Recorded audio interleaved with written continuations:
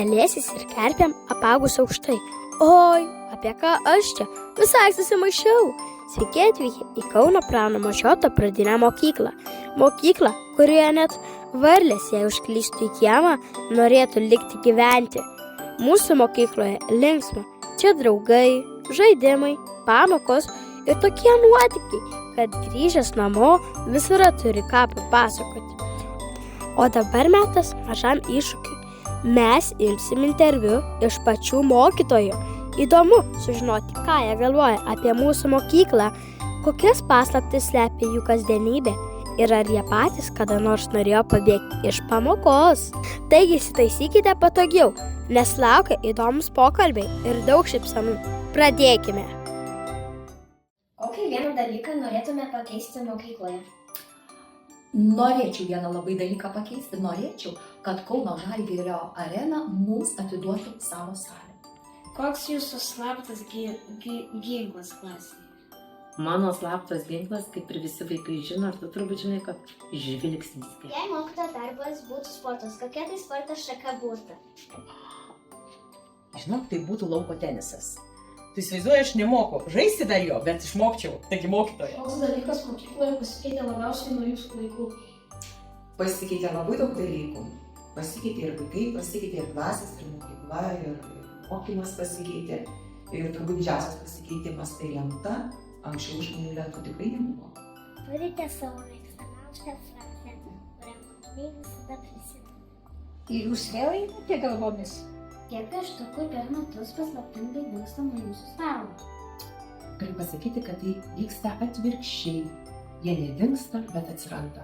Aš randu tiek klasėje pamestų pieštukų ir parkerių, kad aš nesakau, kad galiu atidaryti parduotuvę. Ką darote, kai vaikai jums padovanoja visus piešinius?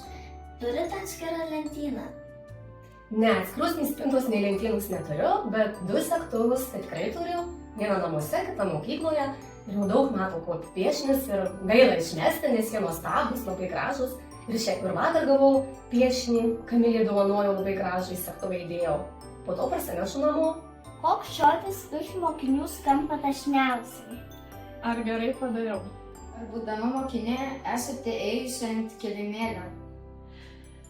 Deja, tikrai taip. Kadangi daug metų buvau klasės seniūnė, o su klase mėgdavom pabėgti iš pamokų, tai už visą klasę tekdavo eiti pas pavaduotoją parašyti pasiaiškinimą. Ar iš tikrųjų mokytojai moka skaityti mintis, ar čia tik legendos? Manau, kad ne legendos. Aišku, kad moka skaityti mintis. Matom, kas jums klauso, kas neklauso, kam įdomu ir kam neįdomu.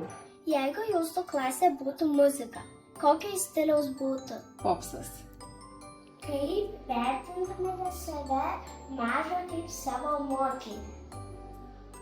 Tai Marija, aš buvau labai nedrąsi, bet galvočiau, kad buvau labai stropi, per pamokas buvau atidi, tai kaip mokinė galvočiau mokytojai buvau gera, tačiau mėgdavau ir pasvajoti.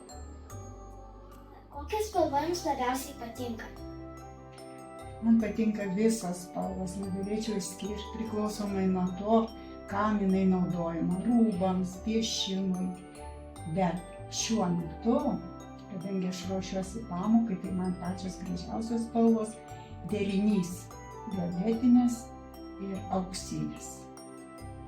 Jei pamoką galėtumėt pradėti dainą, kokią rinktumėt? Hello. Padainojau.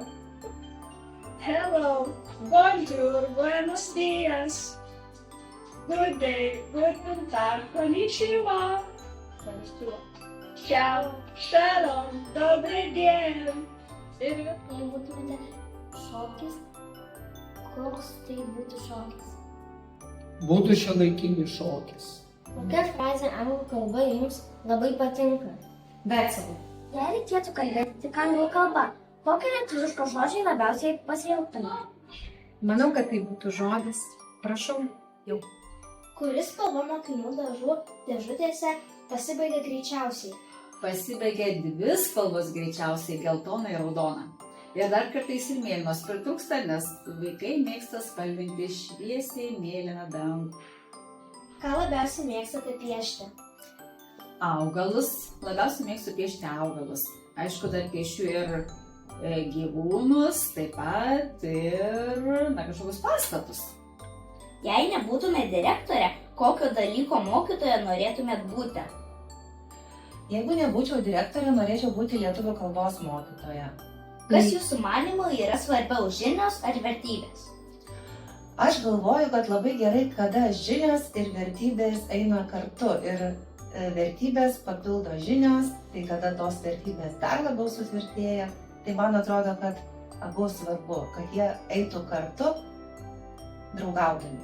Žodžiu, kaip apibūdintumėt savo kolegas? Kūrybingi. Darboholikai. Draugiški. Pašėlę. Supermenai. Šmaikštūs. Humoristai. Ypatingi. Bjaurojai. Džiaugsmas. Nerealūs. Darboholikis. Reiklus. Draugiškas. Darbštuoliai. Profesionalai. Komanda? Štai tokie mūsų mokytojai. Ir rimti, ir smagus, ir visada įdomus. Kaip mums pasisekė, kad juos turime. Kartu esame viena komanda, kurioje kiekviena diena naujas nuotykis. Ačiū, kad žiūrėjote ir iki kito karto.